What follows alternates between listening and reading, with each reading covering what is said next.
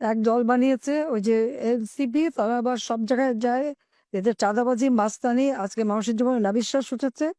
এবং আজকে গোপালগঞ্জে যে তাদের ন্যাক্কারজনক ঘটনা ঘটলো, তো এদের কারণে আজকে প্রায় 60-70টা প্রাণ ঝরে গেল। তো আরো যারা আহত তাদের অবস্থা খুব আশঙ্কাজনক। ধারণা করা হচ্ছে যে 15 জনের মতো বোধহয় মৃত্যুবরণ করবে। আমি এর তীব্র প্রতিবাদ জানাচ্ছি।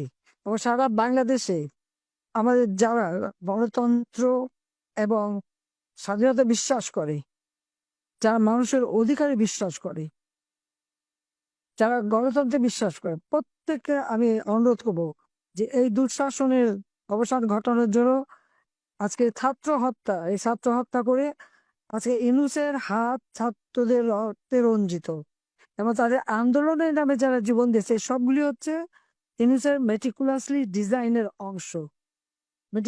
ডিজাইনের অংশ হিসেবে সে একের পর এক লাশ ফেলে। আজকে যদি আমি প্রশ্ন করি, এই যে আবু সাঈদের হত্যা নিয়ে এত কথা টেলিভিশন আপনি দেখলেন, বুক পেতে দিল, তাকে গুলি করা হলো, তার পোস্টমর্টম বা ফরেনসিক করা হয় না কেন? সেটা করা হলে দেখা যাবে যেগুলি পরিকল্পিত হত্যাকাণ্ড। শুধু ক্ষমতায় গেলে লাশ ফেললেও সরকার পড়বে,